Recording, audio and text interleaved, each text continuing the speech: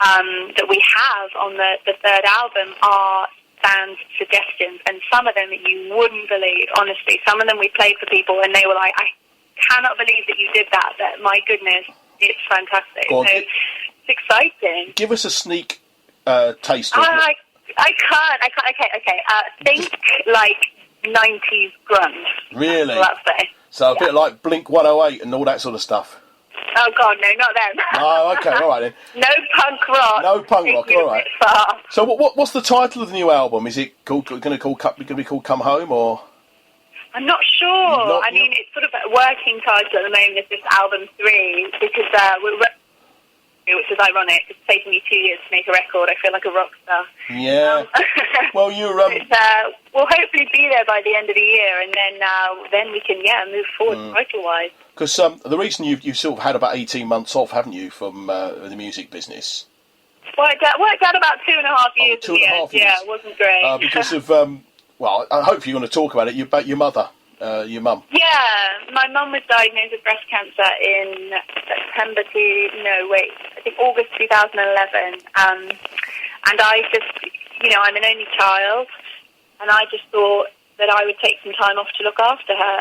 And I think a lot of people who were sort of in our situation, had no real experience with breast cancer, can be, we were really naive, and we thought, it should be sort of diagnosed in August and then, drinking champagne at New Year's. But sadly, that wasn't the case, and it was a really long old road, and sort of every time she seemed to be getting better, something else would crop up, and yeah, in the end it took about 2.5 years, but I am very pleased to say that she is now fighting fit, back at work, and me too, so yay. That's good. And so all this month I'm going hard, raising awareness for breast cancer now. So ladies who are listening, have we checked our boobies this morning? It's very important. I'm afraid... With wives' permission. I did this morning, so... no. We laugh about it. It's not a laughing matter. It's a very serious thing. I know you've been doing a lot of work with breast cancer since your mum's illness. I mean, the other thing I must ask, you've been asked to sing the national anthem at places like Wembley Stadium, and for the football and the Rugby Rugby League World Cup at the Millennium Stadium. That must be an awesome experience. Oh my goodness! I can't even tell you how incredible it is. It's like it's just the epitome of the most sort of amazing thing a musician, I think, can ever do. So you go out into a stadium and you're literally singing for, upwards of 90,000 people who are all singing back to you. You're all feeling incredibly proud to be British. And, it's the only time, I think, as a crossover country singer that you ever get to feel like really like a rock star. It's the only time people sing back to you. And honestly, a lot of the time the royals are there, sometimes the Queen's there. And it's just an honour of the highest order. I can't tell you how incredible it is. I bet the nerves. I mean, I guess you still get nervous going on stage now, but then that must make you ultra nervous doing it in front of, 90,000 people at Wembley Stadium. The first time I did Wembley, I was so nervous, I kind of blacked it out. I don't really know what happened. I mean, I watched it back on the TV, but sort of the more you do it, the more you have that nervous energy, certainly, but you just learn to enjoy it. That's how I deal with nerves. I just think, how lucky am I to be doing this? And you just love every minute. Yeah, I had Russell Watson on the show earlier on in the year, and he's done the similar sort of thing that you did. And I remember he said the first time he did it was actually at Manchester United, and he's a big Manchester fan. And he said his dad had a tear in his eye, and his dad's not one of these guys to get sentimental. And he said, I could see my dad had this tear in his eye. He said, I had a lump in my throat, and he had a tear in his eye. And I could just imagine it. It must be very hard to do because of not being a singer, but my wife sings a little bit. It's all about breath control, and if you've got that lump in your throat, it must be much harder. Oh, nerves are brutal for singing. And of course, the bigger the show, the more nervous you are. I remember the first few TV shows I did, I was so nervous, as I was sort of, smiling because it was a lovely song, my cheeks were shaking because I was so scared, which wasn't a great look. But you overcome and you put things in place to deal with nerves and everything. My mum's a hypnotherapist, so I'm quite lucky. But I can believe that, certainly. Yeah. Well, I've got a little quote for you. I must ask you about this. It's about the new single. It says, "I'm extremely proud of the new single. It's been a tough few years." Well, we've spoken about that, but I'm feeling all the more empowered for it now. Music has played a massive part in my journey, and I'm excited to be back. But I can't wait to see what the future holds. And then it's got, this time round, it's going to be on my terms, and there'll be no stopping me. My voice, my rules. What does that mean about on your terms? I think a lot of the sort of music industry, and I mean particularly crossover, is really quite dictated by the powers that be. Mm-hmm. And I'm really lucky that my new label are sort of really artist-led. You know, they trust me as a musician to sort of make intelligent choices. Obviously, they're guiding me, they're helping me out. But at the same time, you know, this record I made for my fans. You know, as I said, the suggestions are pretty much all of theirs. You know, the people I'm writing with, who are amazing. Like, I'm writing with a girl called Shelia Marlin, who's one half of Alicia's Attic. Yeah. I'm working with... I know her father. I know her father, Brian. He was on the show. He was on the show a couple of weeks ago.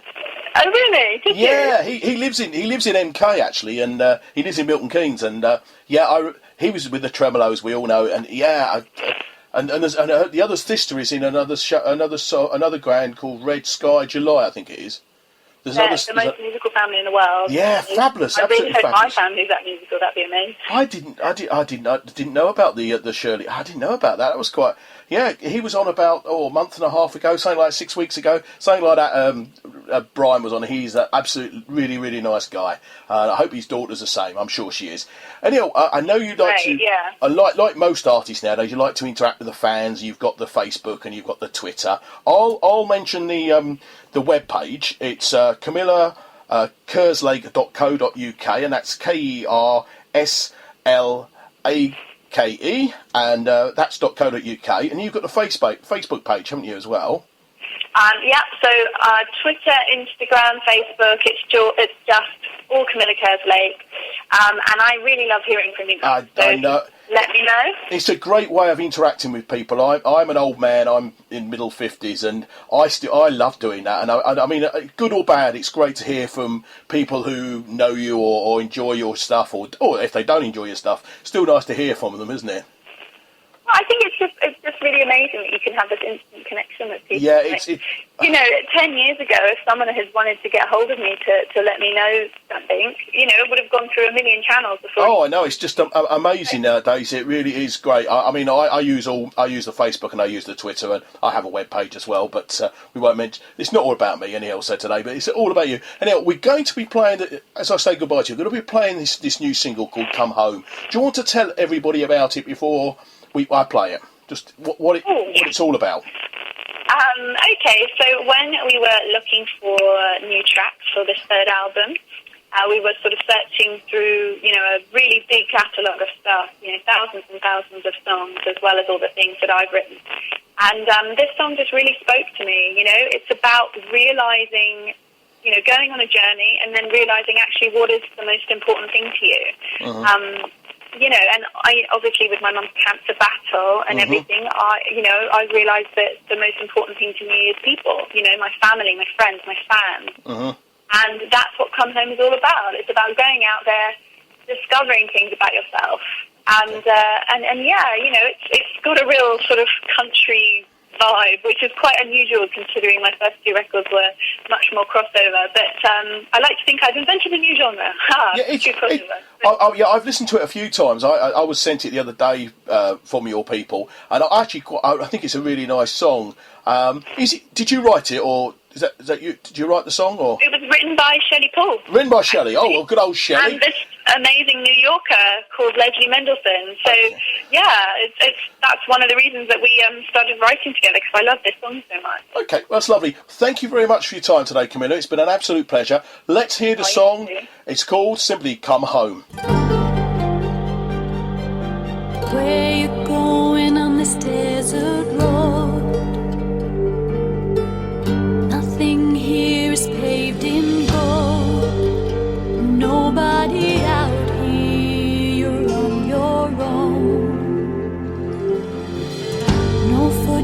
seems to follow home. All the sin is one to confess. Their weapons laid down to rest. Watch how they run free, they're born again. I want to be one of them. Hear those voices call out, reaching higher, singing louder, Lord. Oh, where do I go? That it's time to come home. Where you headed out in this storm? If you stay, you'll pay with your soul. All of your dreams are dressed in the best deceit. Nothing like they look underneath. Hear those voices call out, reaching higher, singing louder, Lord. Oh, where do I go? I've been searching to feel something, something greater. Hallelujah.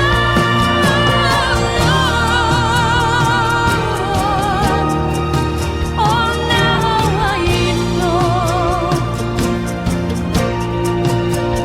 that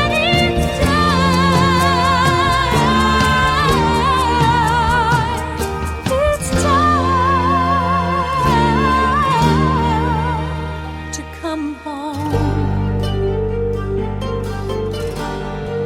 It's time to come on home.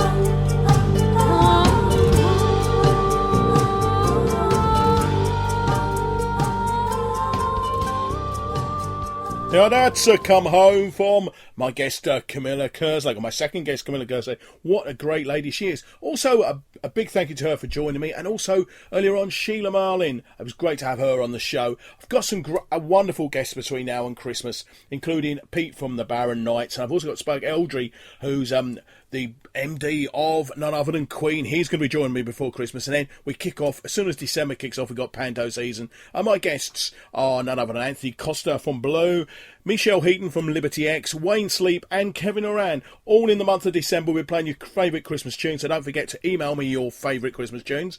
I've been Terry Sullivan. I have a safe 7 days. Until next week, it's bye for now, and I'll leave you with this. First Motel #1. They've called the Marvelettes, and this is Please, Mr. Postman.